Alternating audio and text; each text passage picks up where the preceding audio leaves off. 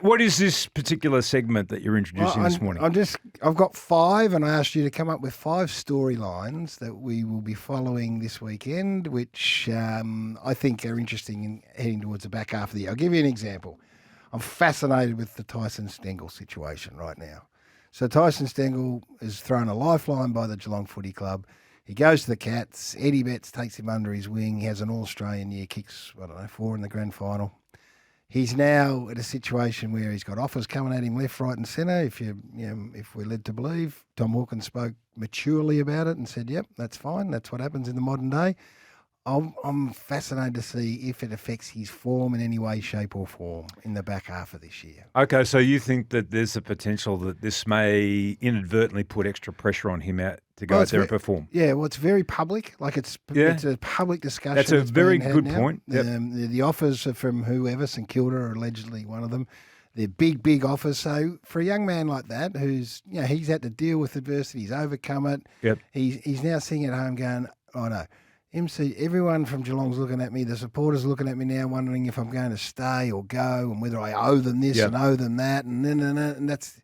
So is that going to affect his ability just to play what's in front of him? Because he's critical to their push for a big spot in the final. So Tyson Stengle, for me, is a massive watch in the back half. Was it McCluggey's that we spoke to in recent times who said that one of the reasons why he wanted to actually sign was because of the pressure? He's starting to feel that pressure and he just wanted not to be, just to be able to go out there and play without that conversation going on around him? Yeah, and Huey's up in Queensland, out of sight, out of mind. This is Tyson Stengle, who's right in our frame, right in front of us. So he's a watch for me. There's one. Bang. Okay, I'm going to stay with Geelong because Paddy Dangerfield returns for that big game tomorrow night. Now, we know that he's been apparently modifying his technique and he's going to modify the way that he plays. He's such a power-type athlete that explodes out of stoppage. So I'm interested to see whether or not there's going to be a more measured way that he's going to play. He's certainly going to make a difference to their midfield, having him back in there and his leadership as well. So you're questioning whether he can modify.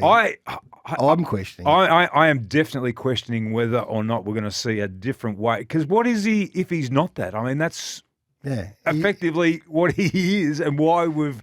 He's not a surgeon with the ball in hand. No, he's not that. He's not a cerebral player. No, he's a ripped hair and bust, as good as we've seen. That's not a criticism of him. But it is. It'll get back to it. It's not a. He's not a Scotty Pendlebury type player. He's not a Lockie Neal type player. He's used his asset. His best asset has always been his power. No, he's a brutal player. He's as brutal as I've seen in the modern era.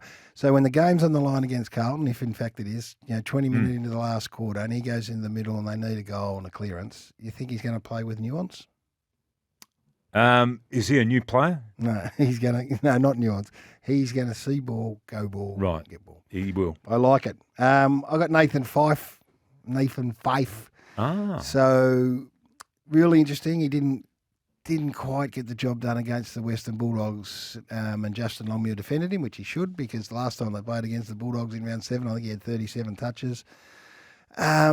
His back half of the year. Really interesting article written by Eliza in the Herald Sun, because I think Corn put a line through him, and Corn on Footy Classified on Monday night said the game's gone past him and Freo should move past him.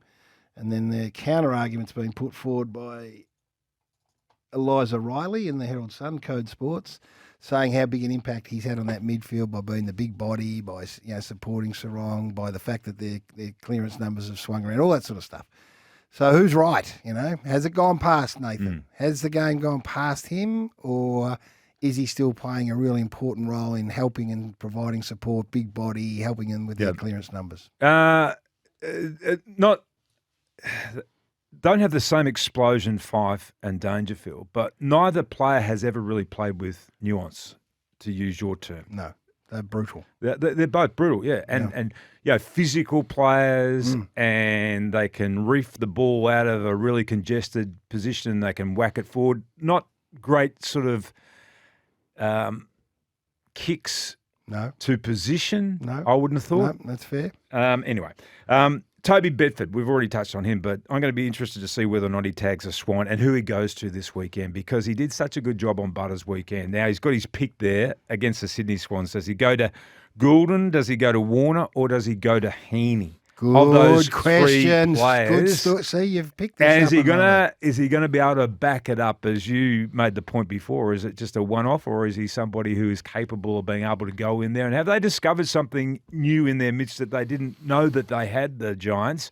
I'm interested. I think that they will set him an assignment. He'd be full of confidence after what he was able to achieve last week. So who do you think it'll be? I think that they may send him to Goulden. Yeah, because the other two have got the ability to take him forward. Yeah, and they're very good marking type players. Where I think he would be more set for somebody like a Goulden. I like it.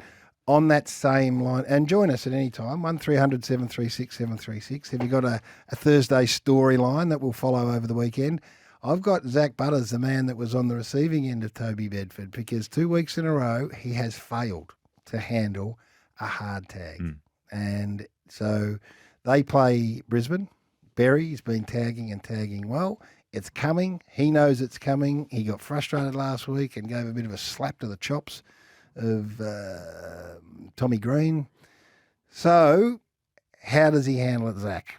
As I said on Monday, is this the kryptonite that we've been waiting for Zak Butters, or will he, like lots of great players before him, work it out and work his way through it? So I've got big watch on Butters v Berry this weekend. In the lead up to this game, if you were somebody associated with the Port Adelaide Football Club, would you maybe just say, look, you got 5 minutes, Zach? Just come into my office for 5 minutes. I've just got some edited highlights here of Nick Dacos and what he did at the weekend. Maybe just sit down and have a look at it. This is what gut running's all about. This is where you just run somebody into the ground. That's for you, the wise old whispers. Off the temper text, does Toby Bedford go to the...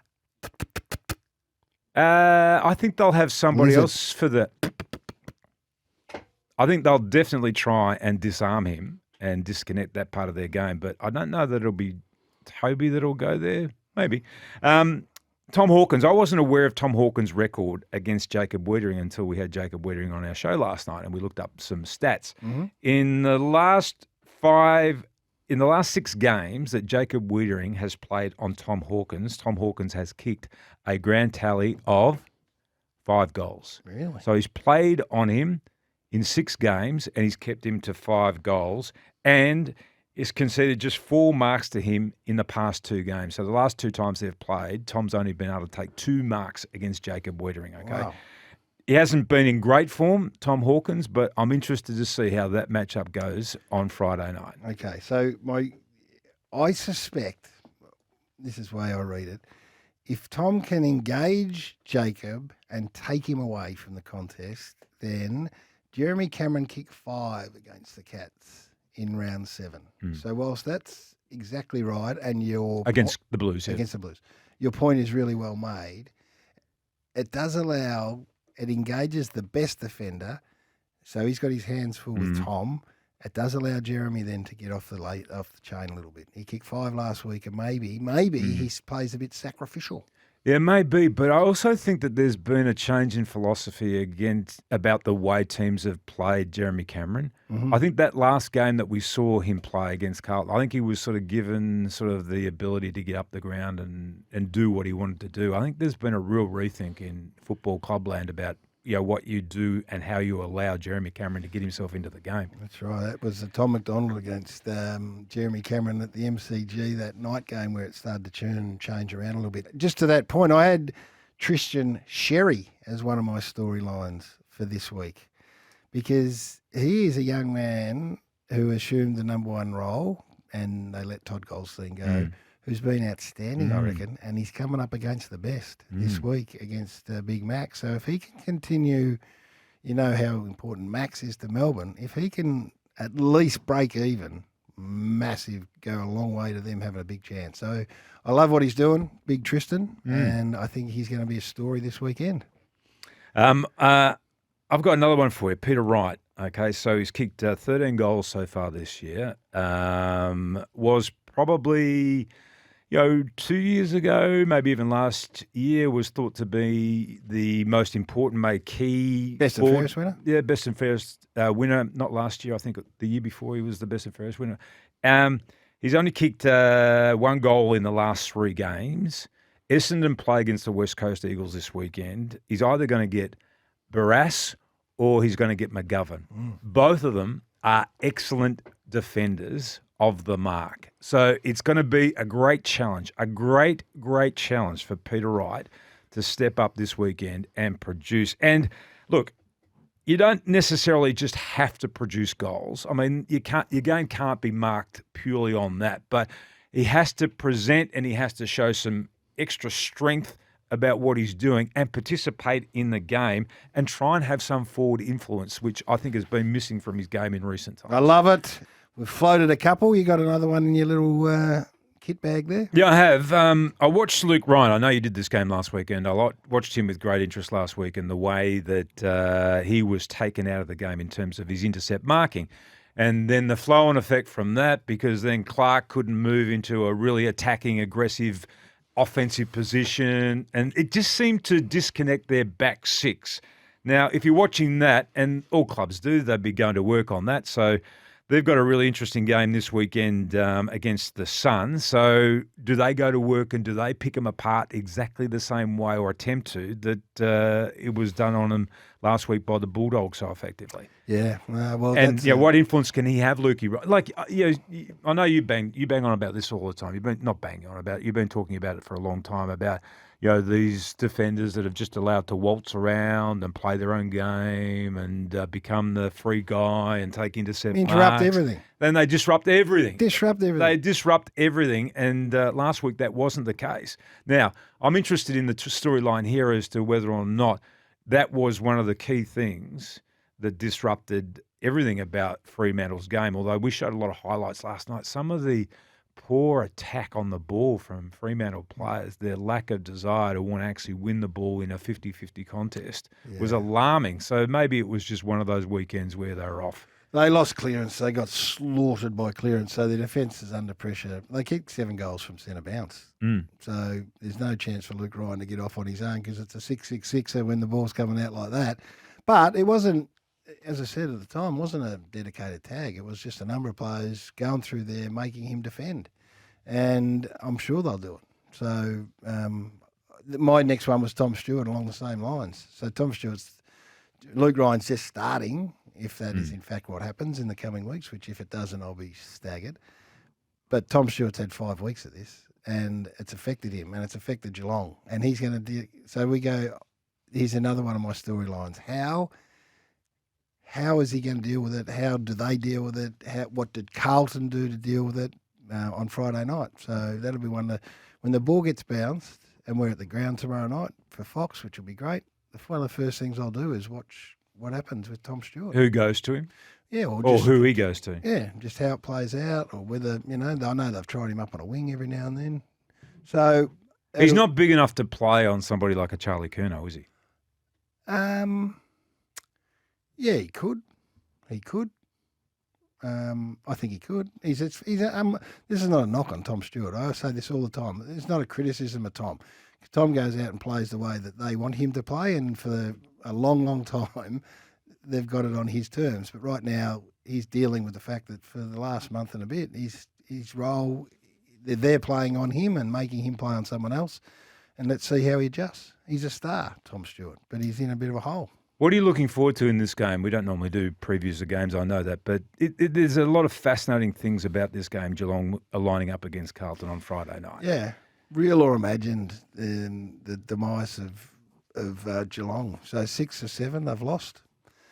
One of the things early in the year we did on the couch, which we saw as a real positive for the Cats, was that, they had this premiership back 6 back together. And you thought, how good's this? So all of a sudden, De Koning, you had Stewart, he had Henry, he had Kolodjasny. They were all back, and we thought, they're settled.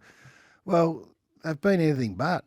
That has been anything but a strength of theirs in recent times. So they're coming up against the 2 big dogs with their little support cast, with Zach Williams, who's hitting the scoreboard. So they got a big challenge on their hands on Friday night. It is, and it's interesting with what you say, because one of the things I read yesterday, I don't know where I read it, so I can't give attribution, but it was about breaking down Carlton, and I think it was Horney actually from Champion Data, Daniel Horn, and he was talking about one of their problems at the moment, Carlton, is their ball moving ability or lack thereof, and they've been kicking long and dumping the ball off half back down the field, which has sort of played into the hands of the opposition, and it just restricted them from being able to sort of piece together chains of play from half back into their forward line and get the ball there effectively. So if they were to do that against Geelong, you would think, based on what we've just been talking about, that would necessarily play pretty much into Geelong's hands as well. Yeah, it would. It would. So I think it'll be a great game, MCG. They'll pack the joint out.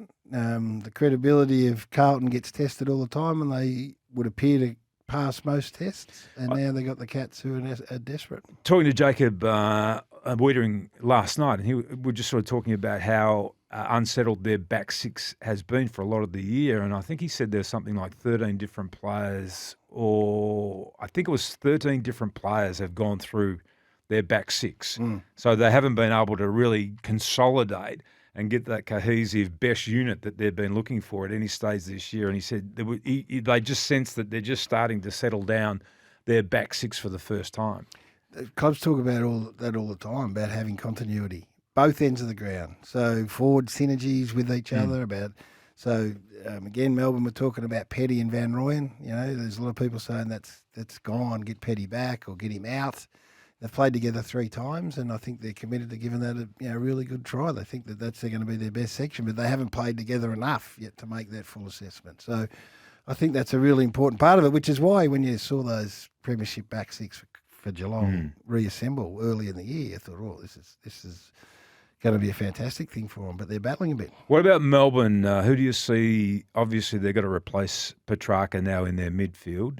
Who do you see stepping up into their midfield and playing more game time? Well, Sparrow will, maybe Salem, maybe they turn to Rivers, who's, spent a bit of time there from, late last year and through moments. So, I think amongst those 3, you would imagine they'll spend a bit more time through the middle of the ground.